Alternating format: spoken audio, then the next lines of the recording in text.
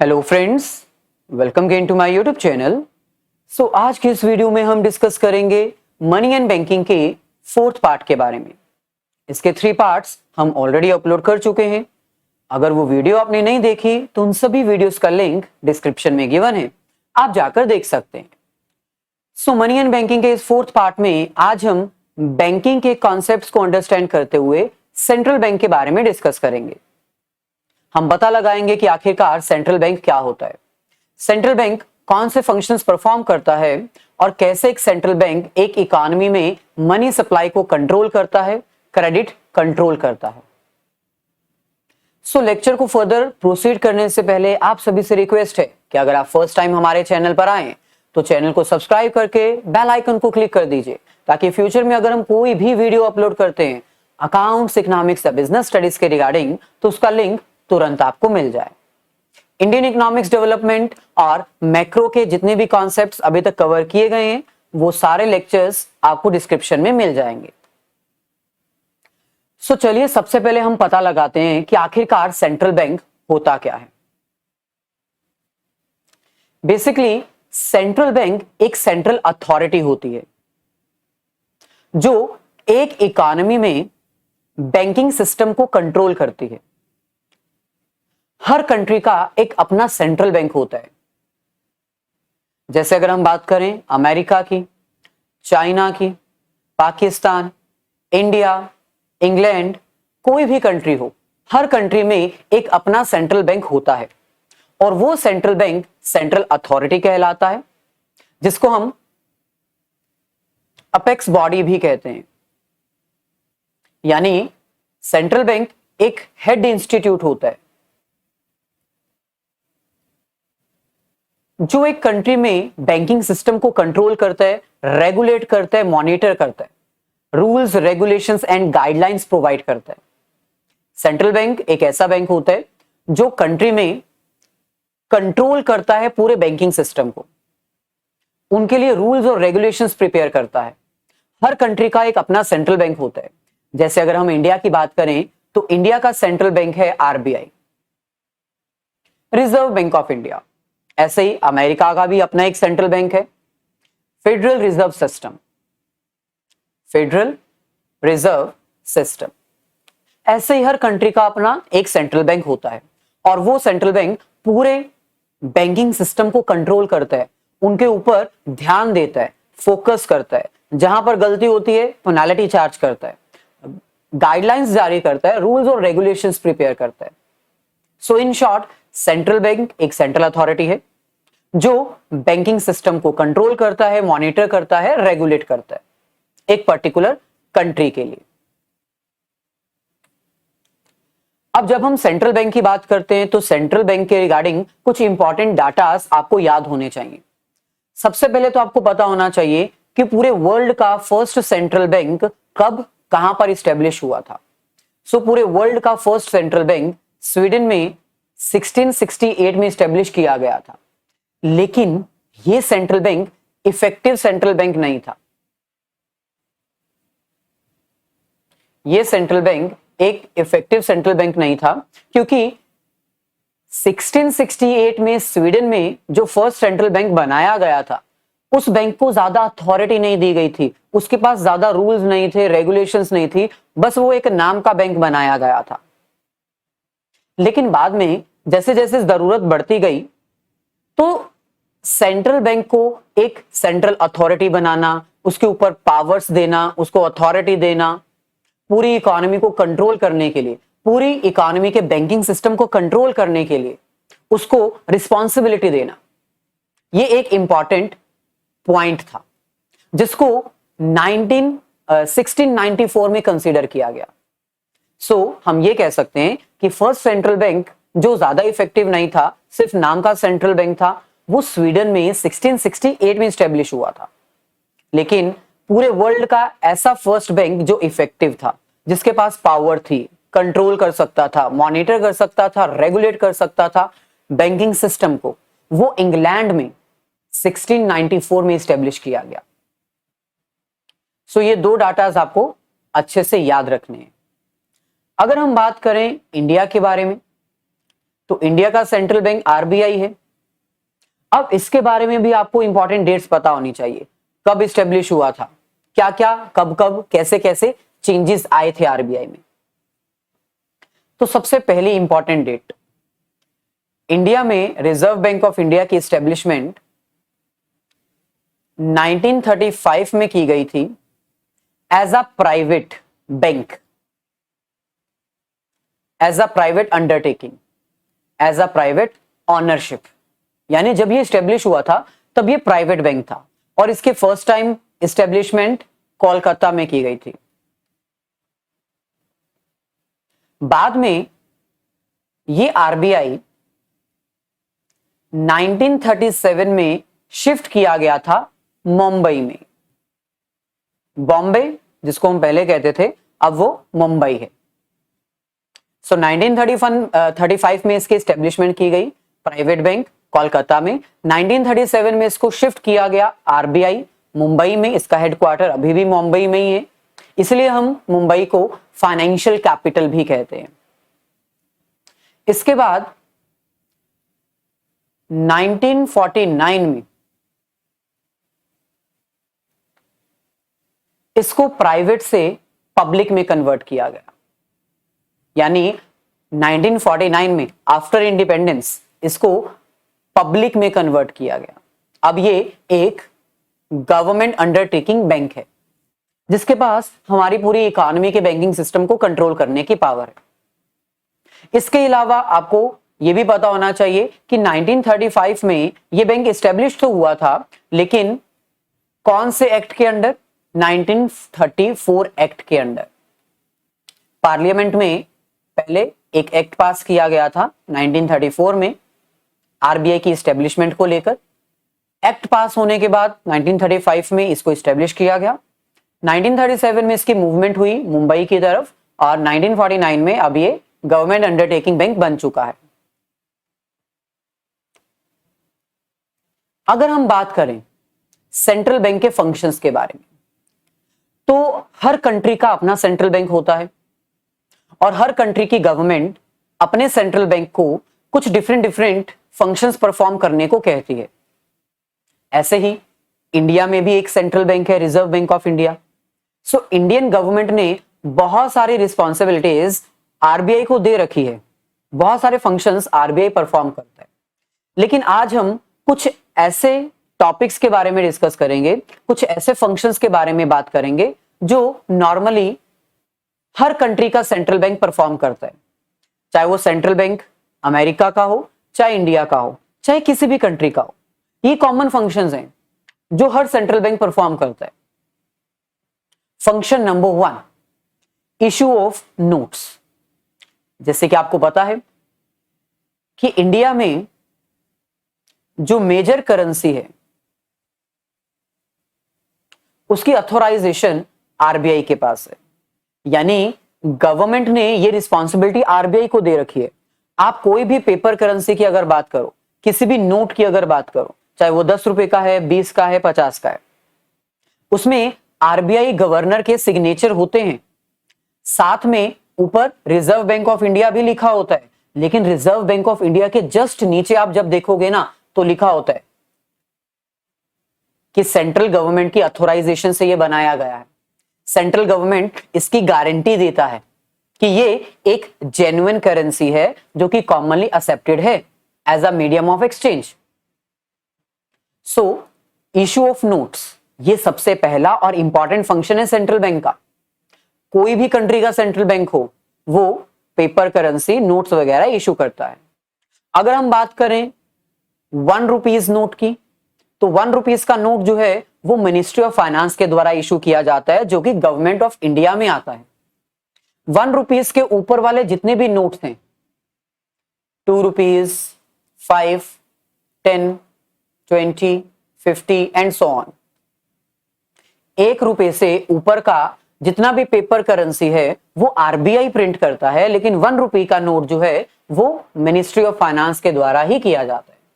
इसके अलावा जो क्वाइंस हैं वो फाइनेंस मिनिस्टर यानी गवर्नमेंट ऑफ इंडिया के अंडर ही आता है। और आपको तो पता है इंडिया में मेजर करेंसी पेपर करेंसी है जो कि अनलिमिटेड लीगल टेंडर होता है। तो इसलिए हम ये कह सकते हैं कि आरबीआई एक मेजर सप्लायर है, एक इशूअर है जो पेपर करेंसी मार्केट में इशू करता है। तो सबसे पहला और सबसे बड़ा इंपॉर्टेंट फंक्शन सेंट्रल बैंक का क्या है? That central bank is a issue of notes. Central bank के पास इशू ऑफ नोट्स करने की पूरी अथॉरिटी है। सेकंड हमारे पास है बैंकर टू द गवर्नमेंट। अब जैसे कि आपको पता है कॉमर्शियल बैंक्स आम जनता के लिए, जनरल पब्लिक के लिए बैंक का काम करते हैं। आपको कोई भी पैसा डिपॉजिट करवाना है तो आप कॉमर्शियल बैंक के करवा सकते हो, और अगर आपको कोई भी लोन चाहिए तो आप कॉमर्शियल बैंक के थ्रू लोन एक्वायर कर सकते हो। लेकिन भाई गवर्नमेंट के पास जो भी पैसा आता है टैक्सेस के थ्रू, फाइन्स, फीस, किसी भी चीज के थ्रू, तो गवर्नमेंट कहां डिपॉजिट करवाएगी? ऑब्वियसली आरबीआई के पास। सो इसका मतलब जैसे आम पब्लिक के लिए कॉमर्शियल बैंक्स हैं, ऐसे ही इंडियन गवर्नमेंट के लिए आरबीआई एक बैंक है। बहुत सारे स्टूडेंट्स कंफ्यूज हो जाते हैं, उनको ये लगता है कि एसबीआई गवर्नमेंट के लिए बैंक है। भाई एसबीआई कॉमर्शियल बैंक है। हालांकि हम ये कह सकते हैं कि एसबीआई इंडिया का सबसे बड़ा कॉमर्शियल बैंक है, लेकिन वो गवर्नमेंट के बिहाफ पर काम नहीं करता है, वो गवर्नमेंट का बैंक नहीं है। सो आरबीआई जो है वो बैंक है, किसका? गवर्नमेंट का, आम जनता का नहीं। हम अपना पैसा आरबीआई में डिपॉजिट नहीं करवा सकते, कॉमर्शियल बैंक्स आरबीआई में डिपॉजिट्स करवा सकते हैं और गवर्नमेंट भी करवा सकती है। और आपको यह भी पता होना चाहिए जब हम बैंकर्स टू द गवर्नमेंट की बात करते हैं तो यहां पर 3 हाईलाइटिंग पॉइंट्स हैं। फर्स्ट पॉइंट है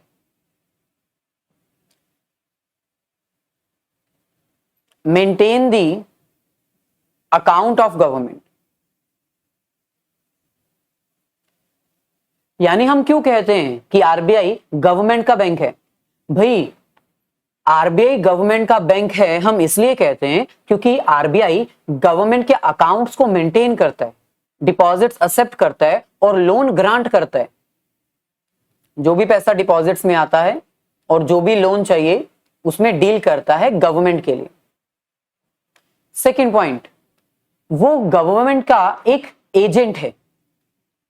वो एक गवर्नमेंट का एजेंट है, यानी गवर्नमेंट के कहने पर वो काम करता है। अगर गवर्नमेंट कहती है कि सिक्योरिटीज मार्केट में सेल कर दो, तो आरबीआई गवर्नमेंट के कहने पर मार्केट में सिक्योरिटीज सेल कर देता है। और अगर गवर्नमेंट कहती है कि मार्केट से सिक्योरिटीज परचेज कर लो, तो गवर्नमेंट के कहने पर आरबीआई मार्केट से सिक्योरिटीज परचेज कर लेता है। यानी इसका मतलब हुआ ना, आरबीआई गवर्नमेंट का बैंक हुआ ना। ऐसे ही थर्ड पॉइंट, आरबीआई जो है वो एक एडवाइजर है। जैसे हम लोगों को अगर कोई फाइनेंशियल एडवाइस चाहिए होती है तो हम अपने बैंकर को फोन करते हैं, कॉल करते हैं और एडवाइस लेते हैं। सिमिलरली जो आरबीआई है वो गवर्नमेंट को एडवाइस देता है डिफरेंट डिफरेंट कंडीशंस के ऊपर कि मार्केट में कैसी सिचुएशन है, इस सिचुएशन में गवर्नमेंट को क्या करना चाहिए। सो 3 कारण हैं जिसके कारण हम ये कह सकते हैं कि आरबीआई जो है वो गवर्नमेंट का बैंक है। पहला, आरबीआई गवर्नमेंट के अकाउंट मेंटेन करता है। दूसरा, वो गवर्नमेंट के कहने पर सिक्योरिटीज सेल और परचेज करता है। और तीसरा, वो गवर्नमेंट को एडवाइस देता है। सो इसलिए आरबीआई गवर्नमेंट का बैंक है। ऐसे ही नेक्स्ट फंक्शन हमारे पास है बैंकर्स बैंक। अब जैसे कि हमने बताया आरबीआई गवर्नमेंट का बैंक है, आरबीआई बैंकों का भी बैंक है। जैसे जो जनरल पब्लिक होती है वो अपना पैसा कॉमर्शियल बैंक में डिपॉजिट करवाती है, लेकिन अगर कॉमर्शियल बैंक के पास कोई एक्स्ट्रा अमाउंट होगी तो वो किसको डिपॉजिट करवाएगा? आरबीआई के पास। सिमिलरली अगर जनरल पब्लिक को कोई पैसा उधार चाहिए तो वो कॉमर्शियल बैंक से लेगा। और अगर कॉमर्शियल बैंक को पैसा उधार चाहिए, कई बार बैंक करप्ट हो जाते हैं, उनके पास ज्यादा पैसा नहीं बचता, वो डाउन पोजीशन में चले जाते हैं, तो ऐसे सिचुएशन में कॉमर्शियल बैंक्स को पैसे की जरूरत पड़ती है। तो क्या वो आरबीआई से पैसा नहीं ले सकते? ले सकते हैं। सो जैसे आम जनता के लिए कॉमर्शियल बैंक बैंक है, ऐसे ही कॉमर्शियल बैंक के लिए आरबीआई बैंक है। So RBI is bankers bank, वो बैंकों का बैंक है, वो एक हेड इंस्टीट्यूट है, वो एक अपेक्स इंस्टीट्यूट है, यानी वो एक हेड इंस्टीट्यूट की तरह काम करता है, पूरे बैंकिंग सिस्टम को कंट्रोल करता है, मेंटेन करता है, जरूरत पड़ने पर उनकी मदद भी करता है। सो इसलिए RBI is bankers bank. Fourth function हमारे पास है lender of last resort. Lender का मतलब होता है किसी को उधार देना, किसी को उधार देना। लास्ट रिजोर्ट का मतलब होता है आखिरी रास्ता। तो बहुत ही सिंपल फंक्शन है। अगर किसी कॉमर्शियल बैंक को लोन की जरूरत पड़ती है, अगर किसी कॉमर्शियल बैंक को पैसे की जरूरत पड़ती है, तो वो अपने साथी बैंक से, जिसके साथ उसकी ज्यादा अच्छी बनती है, अपने किसी और इंस्टीट्यूट से उधार ले सकता है। लेकिन अगर बैंक की पोजीशन बहुत डाउन हो चुकी है, बैंक जगह जगह जा रहा है, उधार मांग रहा है, लेकिन उसको उधार नहीं मिल रहा, इस सिचुएशन में जो आरबीआई है वो एक लास्ट रिजोर्ट की तरह काम करेगा। यानी अगर किसी कॉमर्शियल बैंक को कहीं से भी, अगर किसी कॉमर्शियल बैंक को कहीं से भी पैसा नहीं मिलता, तो वो इन दैट सिचुएशन आरबीआई के पास जा सकते हैं मदद मांगने। तो हम कह सकते हैं ना कि RBI is a lender of last resort, यानी अगर सब दरवाजे बंद हो जाएंगे तो आरबीआई अपना दरवाजा खोल देगा कॉमर्शियल बैंक्स की मदद करने के लिए, और मदद करनी ही पड़ेगी। आरबीआई को कॉमर्शियल बैंक की मदद करनी ही पड़ेगी, क्योंकि अगर आरबीआई मदद नहीं करेगा तो वो बैंक डूब जाएगा, और अगर बैंक डूब गया तो पब्लिक का विश्वास टूट जाएगा। सो पब्लिक का विश्वास बनाए रखने के लिए आरबीआई को उस कॉमर्शियल बैंक की आखिरी टाइम पर मदद करनी ही पड़ेगी, वो अपने दरवाजे बंद नहीं कर सकता। सो चौथा फंक्शन क्या है आरबीआई का? RBI is the lender of last resort, यानी अगर आखिरी रास्ता कहीं पर मिलेगा तो वो आरबीआई से मिलेगा। नेक्स्ट हमारे पास है कस्टेडियन ऑफ फॉरेन एक्सचेंज। अब आपको पता है कि अगर हमें कोई भी इंटरनेशनल ट्रांजैक्शन परफॉर्म करनी होती है, इंपोर्ट या एक्सपोर्ट, तो उसके लिए हमें फॉरेन करेंसी में डील करना होता है। मान लो कि आपने कोई प्रोडक्ट इंपोर्ट करना है और उसकी पेमेंट आपको डॉलर्स में करनी है, तो ये डॉलर्स आपको कहां से मिलेंगे? आरबीआई से ही मिलेंगे ना। यानी जो आरबीआई है वो अपने पास फॉरेन एक्सचेंज का रिजर्व मेंटेन करके रखता है। यहां पर क्या लिख रखा है? कस्टेडियन ऑफ फॉरेन एक्सचेंज। कस्टेडियन का मतलब क्या होता है? किसी चीज को कस्टडी में रखना, अपनी हिरासत में रखना। और फॉरेन एक्सचेंज का मतलब क्या होता है? Foreign currency. सो आरबीआई अपने पास फॉरेन करेंसी को मेंटेन करके रखता है, और उस फॉरेन करेंसी को हम यूज करते हैं इंटरनेशनल ट्रांजैक्शंस परफॉर्म करने के लिए। अब पॉइंट ये है कि आरबीआई के पास ये करेंसी आती कहां से है? आरबीआई तो हमारे जो रुपीज है वो प्रिंट करता है। तो सिंपल सा कॉन्सेप्ट है, जब हम इंडिया के लोग कोई प्रोडक्ट एक्सपोर्ट करते हैं, तो एक्सपोर्ट करने के बाद अमेरिका वाले हमें डॉलर्स देंगे ना, डॉलर्स देंगे। वो डॉलर्स आरबीआई अपने पास रखेगा, डॉलर्स आरबीआई अपने पास रखेगा, और बदले में आपको रुपीस दे देगा, क्योंकि आपको डॉलर देने का फायदा नहीं है। आपने प्रोडक्ट एक्सपोर्ट किया, बदले में अगर आपको डॉलर्स मिलते हैं तो इंडिया में तो डॉलर्स कोई लेगा ही नहीं, उसकी वैल्यू ही नहीं है। तो आरबीआई क्या करता है? उन डॉलर्स को अपने पास रख लेता है, बदले में आपको एक्सचेंज करके रुपीस दे देता है। तो आरबीआई के पास डॉलर का रिजर्व बढ़ा ना। तो ये भी आरबीआई का ही तो फंक्शन है। इंटरनेशनल ट्रांजैक्शंस में आरबीआई सपोर्ट करता है, डॉलर्स को अपने पास रिजर्व रखता है, और आपकी मदद करता है एक्सपोर्ट इंपोर्ट करने के लिए। नेक्स्ट फंक्शन हमारे पास है clearing house function. Clearing house function एक वेरी इंपॉर्टेंट फंक्शन है। इसको हम एग्जांपल की हेल्प से एक्सप्लेन करते हैं। मान लीजिए ये दो पर्सन्स हैं, पर्सन ए और पर्सन बी। ए ने बी को पेमेंट करनी है, ए ने बी को पेमेंट करनी है, तो ए ने बी को पेमेंट करने के लिए एक चेक इशू कर दिया।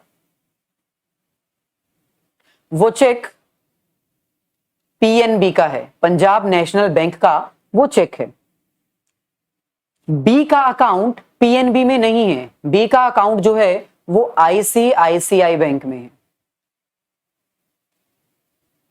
सो ए ने बी को चेक दिया पीएनबी का, बी ने वो एक्सेप्ट कर लिया। बी इस चेक को अपने बैंक में लेकर गया। इसका बैंक कौन सा है? ICICI bank. तो क्या आईसीआईसीआई बैंक वाले चेक को लेने से मना कर देंगे? क्या ये बोलेंगे कि पीएनबी का चेक यहां पर नहीं चलेगा? नहीं भाई, वो मना नहीं कर सकते। सर अगर मना नहीं कर सकते तो आईसीआईसीआई बैंक पीएनबी का चेक क्लियर कैसे करेगा? तो सिंपल है, सारा कंट्रोल आरबीआई के पास रहता है ना, सभी बैंक्स का कंट्रोल आरबीआई के पास रहता है। आरबीआई के पास पीएनबी का अकाउंट भी है, जैसे कि हमने बताया था सब बैंक्स अपना पैसा आरबीआई में डिपॉजिट करते हैं।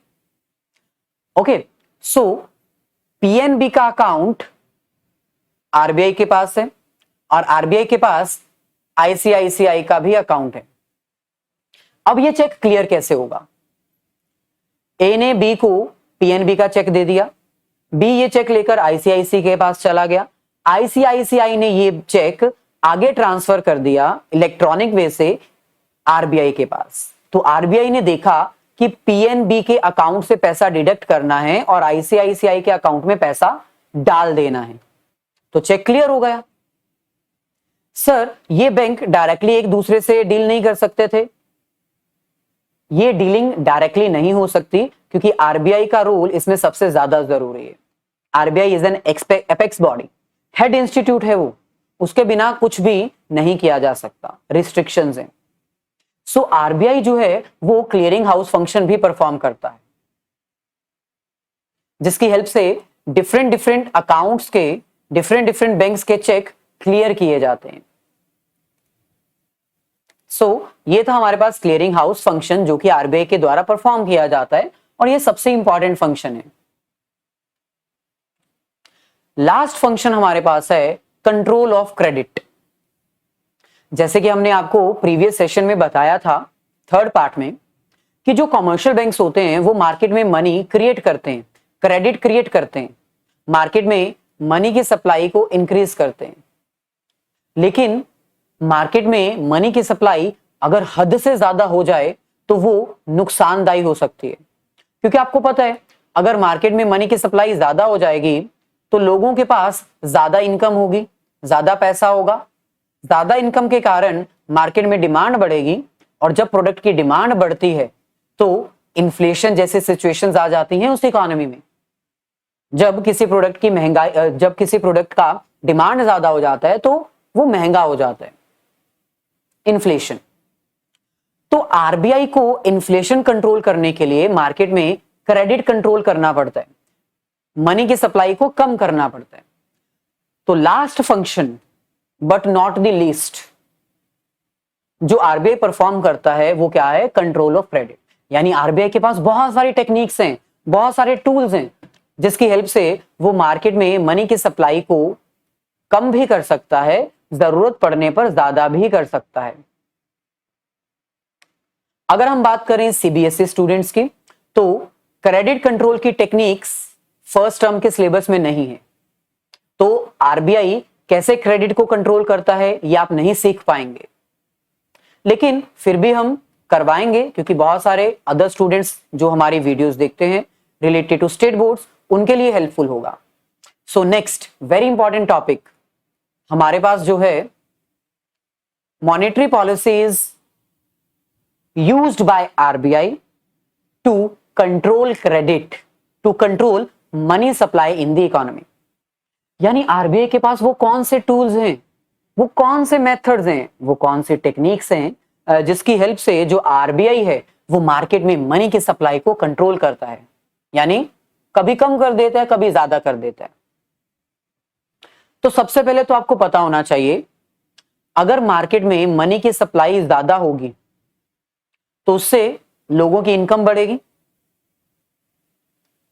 इनकम बढ़ेगी तो मार्केट में डिमांड ज्यादा हो जाएगी, और अगर किसी प्रोडक्ट की डिमांड ज्यादा होगी तो वो प्रोडक्ट महंगा हो जाएगा और इकोनॉमी में इन्फ्लेशन आ जाएगी, महंगाई हो जाएगी, जो कि एक इकोनॉमी की ग्रोथ के लिए अच्छी बात नहीं है।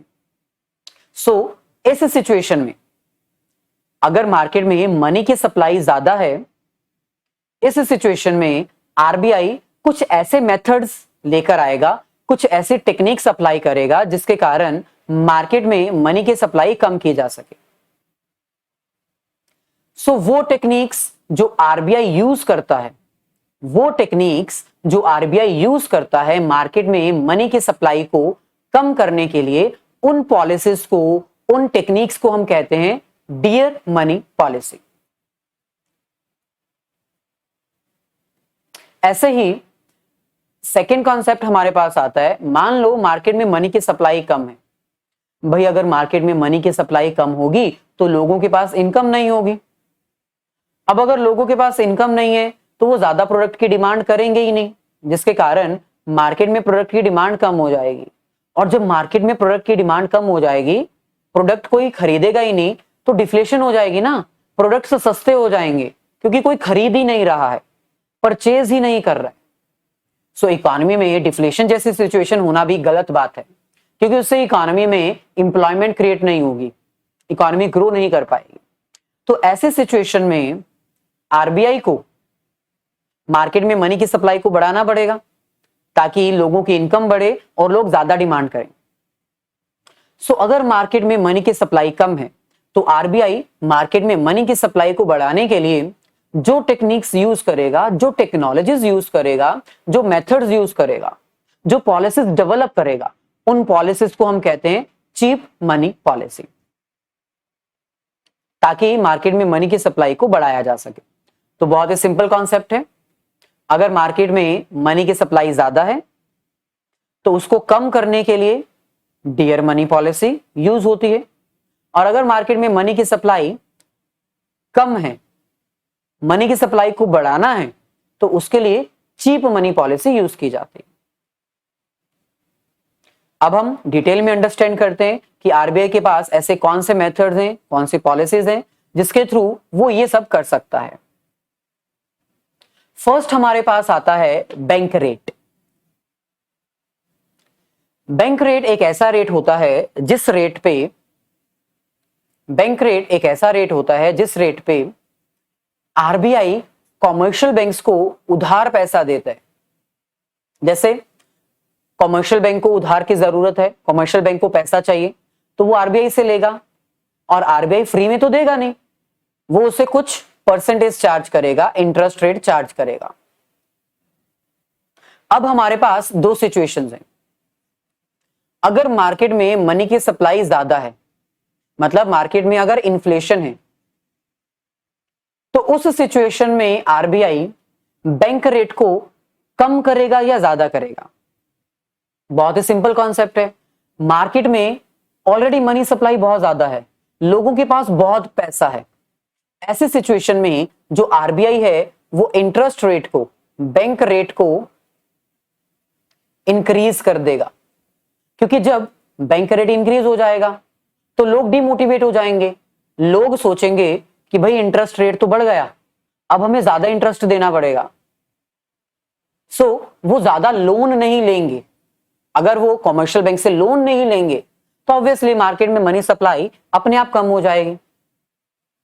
ऐसे ही अगर मार्केट में मनी की सप्लाई पहले से ही कम है, लोगों के पास पैसा नहीं है, लोग डिमांड नहीं कर रहे हैं, जिसके कारण इकोनॉमी में डिफ्लेशन है, ऐसे सिचुएशन में आरबीआई जो अपना बैंक रेट है उसको कम कर देगा।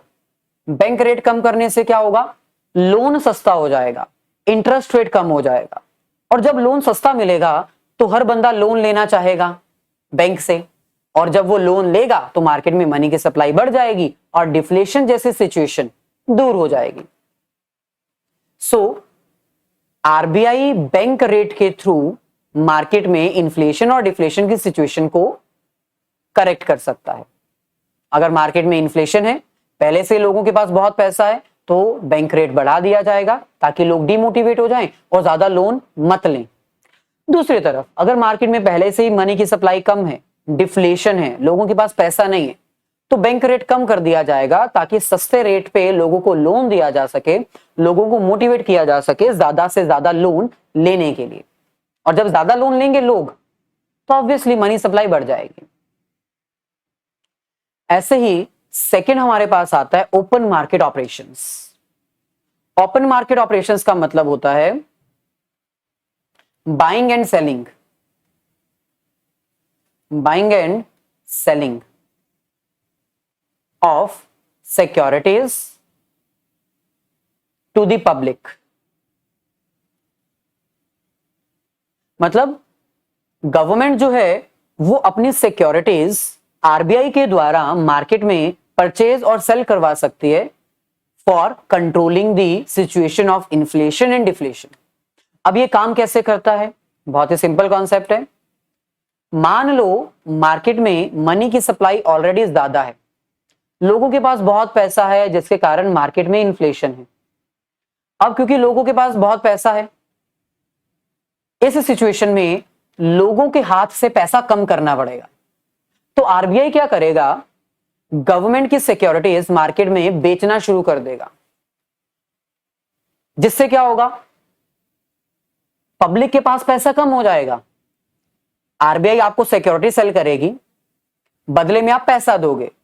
जो पैसा आपके हाथ में था वो आपने आरबीआई को दे दिया, तो आपके हाथ से पैसा कम हो गया ना।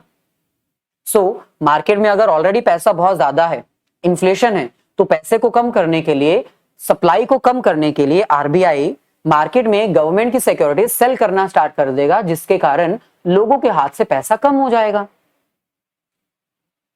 दूसरी तरफ अगर मार्केट में मनी की सप्लाई पहले से ही कम है, जिसके कारण मार्केट में डिफ्लेशन है, लोग प्रोडक्ट परचेज नहीं कर रहे हैं, तो इस सिचुएशन में आरबीआई क्या करेगा? गवर्नमेंट की सिक्योरिटीज परचेज करना शुरू कर देगा। जो सिक्योरिटीज आरबीआई ने आपको बेची थी उनको परचेज करना शुरू कर देगा। इससे क्या होगा?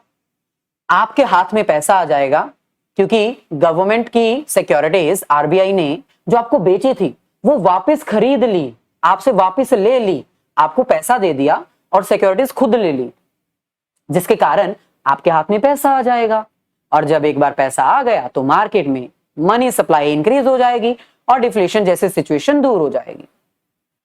ओपन मार्केट ऑपरेशंस के थ्रू आरबीआई गवर्नमेंट की सिक्योरिटीज सेलिंग और बाइंग की हेल्प से इन्फ्लेशन और डिफ्लेशन की सिचुएशन को कंट्रोल करता है। नेक्स्ट हमारे पास है cash reserve ratio. Cash reserve ratio क्या होता है ये हम आपको ऑलरेडी बता चुके हैं। कैश रिजर्व रेशियो एक ऐसी रेशियो होती है जिसके थ्रू हर कॉमर्शियल बैंक को अपनी कैश डिपॉजिट्स का कुछ परसेंटेज आरबीआई के पास डिपॉजिट रखना होता है। यानी एक कॉमर्शियल बैंक के पास जितना भी डिपॉजिट होगा, उसका कुछ प्रतिशत हर कॉमर्शियल बैंक को आरबीआई के पास रिजर्व में रखना पड़ता है। अब इसमें भी वही दो सिचुएशंस हो सकती हैं। अगर मार्केट में मनी सप्लाई ज्यादा है, लोगों के पास बहुत पैसा है, मार्केट में इन्फ्लेशन है, तो इस सिचुएशन में आरबीआई अपनी कैश रिजर्व रेशियो को इंक्रीज कर देगा, जिसके कारण कमर्शियल बैंक के पास पैसे की कमी हो जाएगी। मान लो कि पहले आरबीआई कहता था कि आपको 5% रिजर्व रखना है, लेकिन अब आरबीआई कहता है कि अब आपको 10% रिजर्व रखना है। तो पहले 5% था रिजर्व, जिसके कारण कमर्शियल बैंक ज्यादा लोन दे पाते थे, लेकिन अब आरबीआई ने कहा कि आपको 10% रिजर्व रखना है। भाई अगर कमर्शियल बैंक्स 10% रिजर्व रखेंगे तो लोन देने की क्षमता कम हो जाएगी ना, क्योंकि 10% तो रिजर्व में चला गया, लोन देना कम हो जाएगा। और जब मार्केट में लोन देना कम हो जाएगा तो लोगों के हाथ में पैसा नहीं आएगा, क्योंकि कमर्शियल बैंक अब ज्यादा लोन नहीं दे पा रहा है। इसका मतलब मार्केट में मनी सप्लाई कम हो जाएगा, इन्फ्लेशन दूर हो जाएगी। इसके ऑपोजिट सिचुएशन है हमारे पास, अगर मार्केट में मनी सप्लाई ऑलरेडी कम है, मार्केट में लोगों के पास पैसा नहीं है, वो कंजम्पशन नहीं कर रहे हैं, जिसके कारण मार्केट में डिफ्लेशन जैसी सिचुएशन आ चुकी है। तो इस सिचुएशन में जो कैश रिजर्व रेशियो है वो डिक्रीज कर दी जाएगी। मान लो पहले बैंक 15% रिजर्व रखने को कहता था और अब आपको कहता है सिर्फ 5% रिजर्व रखो। पहले 15% रिजर्व रखना पड़ता था, जिसके कारण कमर्शियल बैंक से ज्यादा लोन नहीं दे पाते थे क्योंकि रिजर्व ज्यादा रखना पड़ता था। लेकिन अब रिजर्व कम कर दिया गया, मार्केट में रिजर्व कम कर दिया गया, जिसके कारण कमर्शियल बैंक्स अब ज्यादा लोन दे सकते हैं। अब ज्यादा लोन देंगे तो मार्केट में पैसा ज्यादा आएगा, जिससे मनी सप्लाई बढ़ेगी और डिफ्लेशन दूर हो जाएगी। Same situation statutory liquidity ratio में भी अप्लाई होगी। स्टैट्यूटरी लिक्विडिटी रेशियो होती क्या है? स्टैट्यूटरी लिक्विडिटी रेशियो एक ऐसी रेशियो होती है जिसमें हर कॉमर्शियल बैंक को अपनी कैश डिपॉजिट का और लिक्विड एसेट्स का कुछ परसेंटेज अपने पास ही रिजर्व में रखना होता है। ये पैसा आरबीआई के पास जाता है रिजर्व में, लेकिन ये पैसा अपने पास रिजर्व में रखना होता है। तो इसमें भी वही सिचुएशन है। अगर मार्केट में मनी सप्लाई ज्यादा है ऑलरेडी, तो स्टैट्यूटरी लिक्विडिटी रेशियो को इंक्रीज कर दिया जाएगा, क्योंकि जब रिजर्व्स बढ़ेंगे तो लोन देने की क्षमता कम हो जाएगी। Same condition. और अगर मार्केट में मनी सप्लाई ऑलरेडी कम है, in that situation statutory liquidity ratio जो है वो कम कर दी जाएगी, ताकि मार्केट में ज्यादा से ज्यादा लोन दिया जा सके, रिजर्व कम किया जा सके।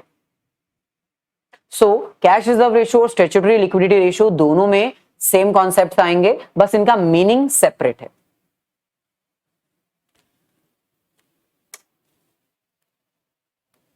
अब हम थोड़ा सा आगे बढ़ते हैं। अभी तक हमने आपको जितने कॉन्सेप्ट्स करवाए, ये सारे आरबीआई के ऐसी टेक्निक्स हैं जिनको हम क्वांटिटेटिव टेक्निक्स कहते हैं। क्वांटिटेटिव। अब हम जो करने वाले हैं 5, 6 एंड 7, ये भी आरबीआई की ही टेक्निक्स हैं, जिसके थ्रू मार्केट में मनी सप्लाई को इंक्रीज और डिक्रीज किया जाता है, लेकिन ये क्वालिटेटिव टेक्निक्स हैं। सो 5, 6 और 7 पॉइंट्स हमारे पास बचे हैं। स्टार्ट करने से पहले आपसे रिक्वेस्ट है, भाई अगर वीडियो अच्छी लग रही है, आप यहां तक देख रहे हो, तो लाइक तो बनता है, लाइक कर दीजिए और अपने सभी फ्रेंड सर्कल्स में इसको शेयर भी कर दीजिए, ताकि कुछ बेनिफिट आपको और कुछ बेनिफिट मेरे को भी हो जाए और आने वाली क्लासेस में आपको ऐसे ही सारे लेक्चर्स मिलते रहें। नेक्स्ट हमारे पास है मार्जिन रिक्वायरमेंट। मार्जिन रिक्वायरमेंट का मतलब होता है कि कितना मार्जिन एक बैंक चाहता है लोन देने के लिए। जैसे कि आपको पता है, जब भी कोई कॉमर्शियल बैंक लोन देता है तो वो बिना सिक्योरिटी के लोन नहीं देता है। फॉर एग्जाम्पल, अगर मान लो आप 5 लाख का लोन लेने जाते हो, तो बैंक आपसे 5 लाख से ऊपर की सिक्योरिटी मांगेगा ना। मान लो बैंक ने कहा 8 लाख की सिक्योरिटी लेकर आना, कुछ गिरवी रखोगे तो लोन मिलेगा। 5 लाख एंड 8 लाख। तो इन दोनों का जो डिफरेंस है वो क्या है? मार्जिन। यानी बैंक अपने आप को सेफ फील करवाना चाहता है। अगर आप पैसा नहीं दोगे तो बैंक के पास एक्स्ट्रा अमाउंट है रिकवर करने के लिए with interest. So that is margin requirement. यानी लोन लेने के लिए एक बैंक कितनी सिक्योरिटी डिमांड करेगा, उसको हम कहते हैं मार्जिनल रिक्वायरमेंट। अब इसमें भी दो सिचुएशंस हो सकती हैं। अगर मार्केट में मनी सप्लाई ज्यादा है तो कॉमर्शियल बैंक अपना मार्जिनल रिक्वायरमेंट जो है वो इंक्रीज कर देगा, क्योंकि सिंपल है, मार्केट में पैसा ऑलरेडी ज्यादा है। अगर आप मार्केट में कुछ इन्वेस्टमेंट करना चाहते हो तो आप बैंक से लोन लेने आओगे। बैंक आपको कहेगा 5 लाख का लोन चाहिए तो 10 लाख की सिक्योरिटी लेकर आओ। आप कहोगे 10 लाख की सिक्योरिटी? बैंक ने कहा यस। आपने कहा सिक्योरिटी हम 6-7 लाख की देंगे तो चलेगा? बैंक ने मना कर दिया। क्यों? क्योंकि मार्केट में ऑलरेडी बहुत ज्यादा पैसा है। बैंक अपना मार्जिनल रिक्वायरमेंट इसलिए बढ़ा रहा है ताकि आप लोन ना लो। आप लोन लेने से डिमोटिवेट हो जाओगे। जब मार्जिन रिक्वायरमेंट बढ़ जाएगी, छोटे से लोन के लिए बड़ी सिक्योरिटी मांगी जाएगी, तो आप लोन नहीं लोगे। अगर मार्केट में मनी सप्लाई पहले से ही ज्यादा है तो बैंक अपनी सिक्योरिटी की अमाउंट इंक्रीज कर देगा, मार्जिनल रिक्वायरमेंट इंक्रीज कर देगा, ताकि मार्केट में आप लोन लेना बंद कर दो। इसके ऑपोजिट, अगर मार्केट में मनी सप्लाई कम है तो कमर्शियल बैंक्स अपनी मार्जिन रिक्वायरमेंट कम कर देंगे, क्योंकि मार्केट में तो पहले ही पैसा नहीं है, सप्लाई है ही नहीं, बहुत कम है। तो इसलिए जो गवर्नमेंट ऑर्डर पास करेगी, जो आरबीआई ऑर्डर पास करेगा, उसके अकॉर्डिंग मार्जिन रिक्वायरमेंट कम कर दी जाएगी। 5 लाख का लोन चाहिए, 6 लाख की सिक्योरिटी दे जाओ, 6 लाख की कोई चीज गिरवी रख जाओ, आपको लोन मिल जाएगा। तो सिर्फ 1 लाख का रिक्वायरमेंट रखा मार्जिन। सो अगर मार्केट में मनी सप्लाई कम है तो बैंक्स अपनी मार्जिन रिक्वायरमेंट कम कर देते हैं ताकि आप ज्यादा से ज्यादा लोन ले सको। ऐसे ही नेक्स्ट हमारे पास है मोरल सिजन। मोरल सिजन का मतलब होता है एक मोरल ड्यूटी, मोरल ऑब्लिगेशन। इसमें क्या होता है, आरबीआई मार्केट में मनी सप्लाई को कंट्रोल करने के लिए कुछ गाइडलाइंस इशू करता है।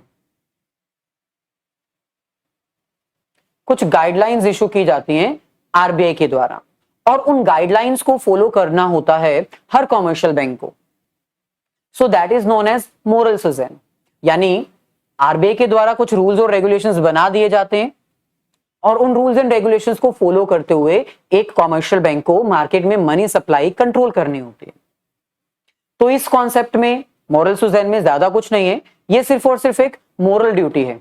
जैसे हम कहते हैं ना, एक पर्सन की मोरल ड्यूटी होनी चाहिए कि मदद करो सभी की, सिमिलरली हर कॉमर्शियल बैंक की ये मोरल ड्यूटी है कि वो आरबीआई का जो कहा है उसको माने, उसकी गाइडलाइंस को फॉलो करे। हाँ, अगर गाइडलाइंस फॉलो नहीं होती है तो भाई आरबीआई पेनाल्टी चार्ज कर सकता है। लास्ट हमारे पास है क्रेडिट रेशनिंग। क्रेडिट रेशनिंग यानी deciding the limit of credit.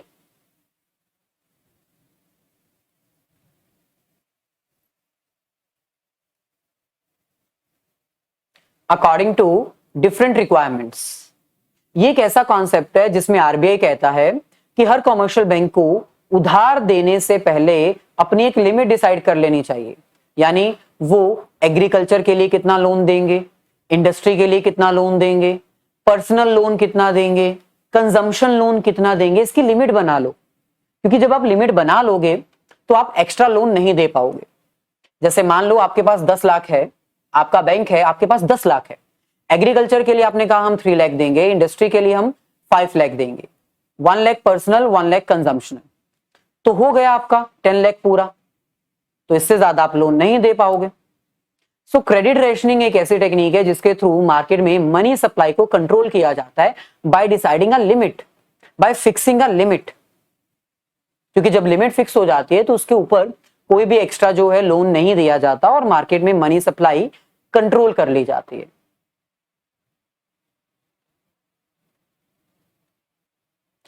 सो ये हमारी आज की वीडियो थी। अगर वीडियो अच्छी लगी है, कॉन्सेप्ट्स क्लियर हो चुके हैं, तो वीडियो को लाइक और शेयर जरूर कर दीजिएगा अपने सभी फ्रेंड्स के साथ।